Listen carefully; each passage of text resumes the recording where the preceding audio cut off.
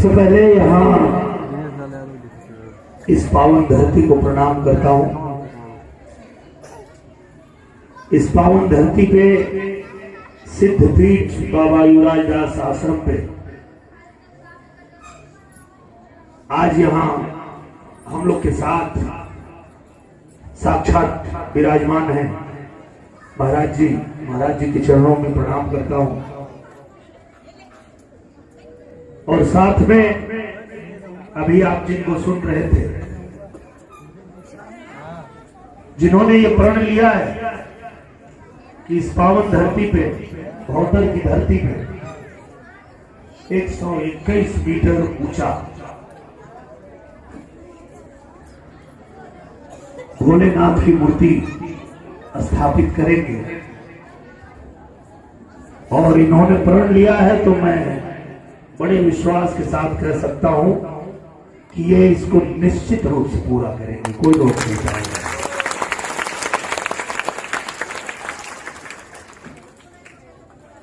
और ये विश्वास, ये भरोसा इसलिए है कि जब कोई व्यक्ति अपने मन में कुछ ठान ले कि मुझे करना है, तो उसी दिन आधा काम तो हो जाता है। जिस दिन आपने ठान लिया कि इसको करना है, और महाराज जी ने ठान लिया है, तो वो कर पाएंगे, क्योंकि यहां आप जितने लोग उपस्थित हैं सभी पुण्य आत्मा हैं, सब पे भगवान की विशेष कृपा है, बहुत विशेष कृपा है, तभी आप सब लोग यहाँ इस पवित्र भूमि पर, इस आश्रम पर आए हैं। बहुत लोग ऐसे भी होंगे जो अपने काम में व्यस्त होंगे, वो अपने काम को ही प्राथमिकता देते हैं, वो भी बहुत अच्छी बात है। पर ये जो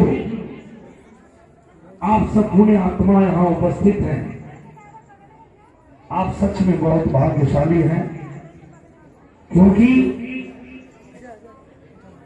कुछ वक्त भी अगर आप भगवत चर्चा में शामिल होते हैं,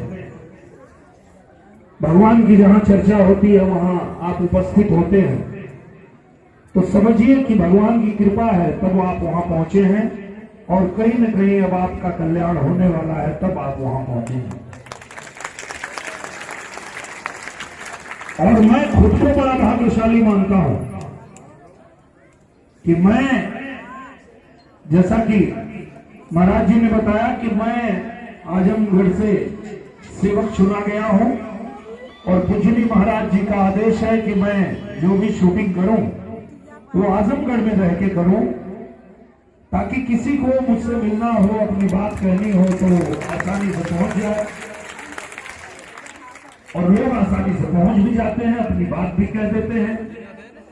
अगर उनकी बात मुख्यमंत्री जी तक पहुंचानी है तो मैं उनकी बात मुख्यमंत्री जी के यहाँ फोन करके पहुंचा देता हूं।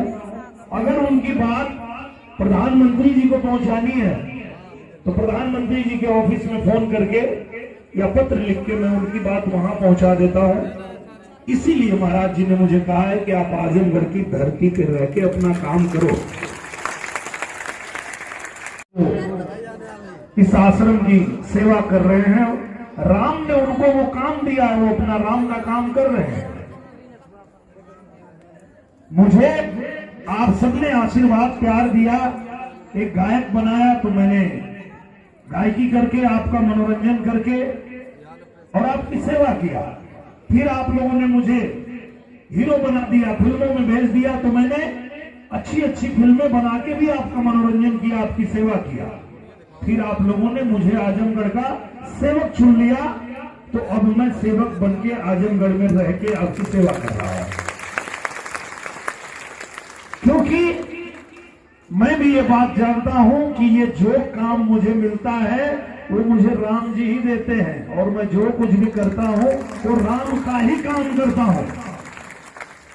और अगर आप राम का काम करने के लिए आतुर हैं, कहा जाए ना कि अरे बड़ा एकदम आतुर हमारा दवाई, एकदम लेकिन लगा था कि चैन ना, तो जोने आदमी के अंदर राम का काम करे का आतुरता हुई, वो आदमी के जीवन में हमेशा सफलता मिली हो कि केवल रोक ना पाई भैया। तो यही से हमेशा जो भी काम भगवान तो के दिले हो, कि वो घास काटे था, कि वो धान काटे था, कि वो ऊख छीला था, कि वो आश्रम में सेवा करा था, कि वो पढ़ावा था, कि वो पढ़ा था, ये सब राम का काम।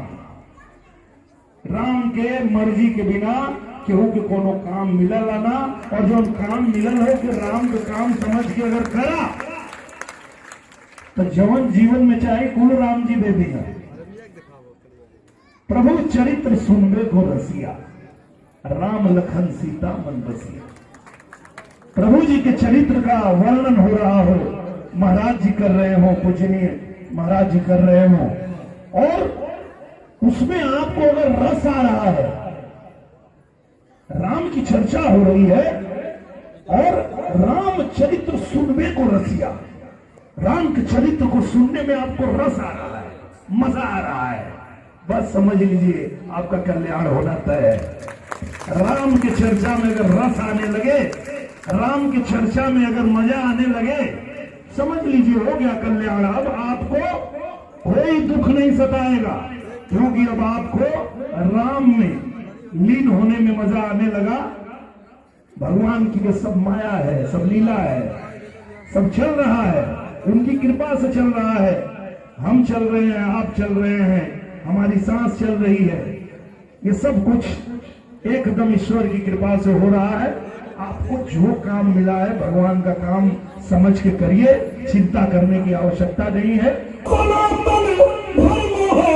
जिनको न समझा मर्म मंदिर का, उन्हीं मूर्खों के सीने में ये सीधा द्वार है मंदिर।